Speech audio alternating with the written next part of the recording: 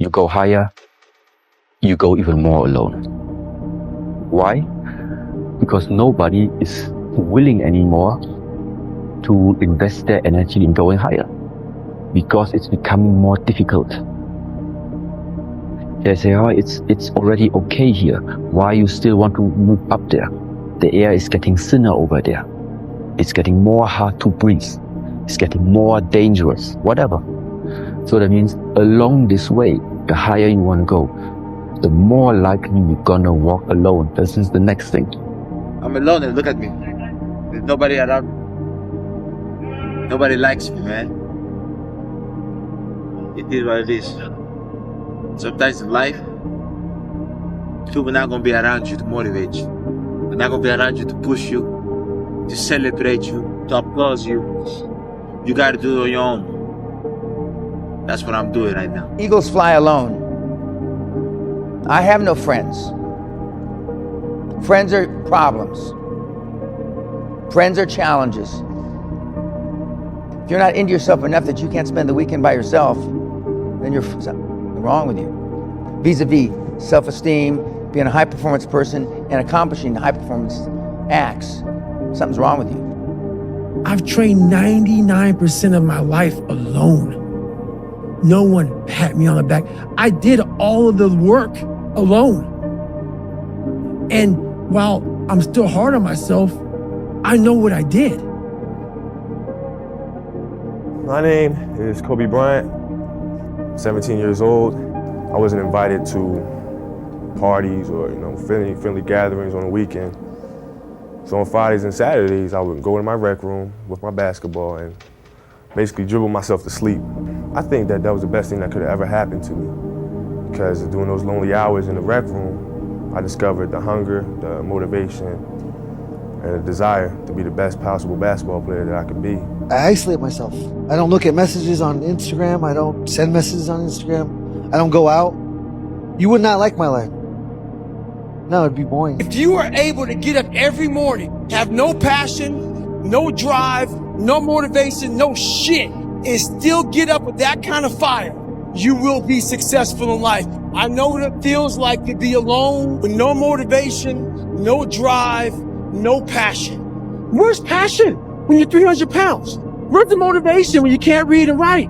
So how did this happen? I just did.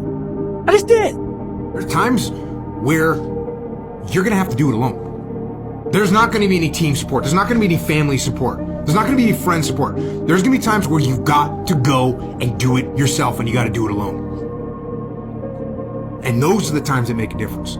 Those are the times that count. Those are the times where you have to dig deep yourself to get the job done. And if you can make that happen, you will win. I spent literally 8 months sitting around a fire every single day. I had a fireplace in my house, just thinking about why I'm doing things, why I want things in life, who do I want to have these things with, what type of things I enjoy. And you begin to learn more about yourself the more you spend time with yourself. Most people, they sit in the car, they turn on the radio, blast that motherfucker loud, dude. They can't sit with themselves 5 minutes. They can't handle it. And it's a process of realizing that if you're by yourself and you feel lonely, then you have a lot of self-work to do. I enjoy being by myself. I enjoy being in my mind because I'm learning who I am. Most people go through life not knowing anything about themselves. You got trust in the heart of hearts. Inside what you're doing, what you believe in is a worthy cause, a winnable fight. See, the thing is, for many people, they've tried the same path you're on, and they failed. As you walk this journey, you're gonna see carcasses all over the place of people that didn't quite have it. That should inspire you, because you got further than that person and that person. But you're not looking to get further than them, you're looking to finish. How do you know you're on the right path? Where do you go to ensure that? Success, many will love you for it. The majority will hate you, because your success makes them feel insufficient in their current endeavor, reminds them of where they could have done it but they came up short, and how they didn't revisit it. Where they went at it and failed, and failure is what stood. They never revisited it again. I'm gonna be real with you. Your family's not going to understand it. The people in your hometown aren't going to support you. And no one's gonna believe in you until you have something to show for it. That's just how it is. So when you start, do it for yourself. It was isolation, it was visualization, it was motivation, and it was dedication. And you don't like people too, right? I mean, it's not that I don't like people, it's just that to get to the pinnacle, it needs to be like that. It needs to be no outsiders. It needs to be, you need to have your team and your focus, and that's it.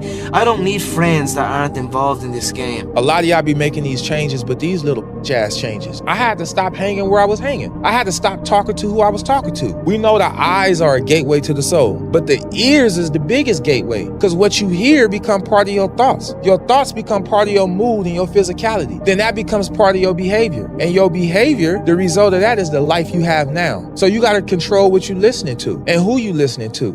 Belief came from me was going through those hell weeks, taping those legs up, getting up early in the morning by myself, no coach, getting myself up, motivating myself every single day. When I'm out there in 240-mile runs and I don't want to be out there and I'm 90 miles into it and I have 150 miles to go and no one's there saying, come on, David, I'm forming belief. And when I was going through Navy SEAL training, there's one thing I told myself. I wanted to quit every single day. But many dreams die while suffering.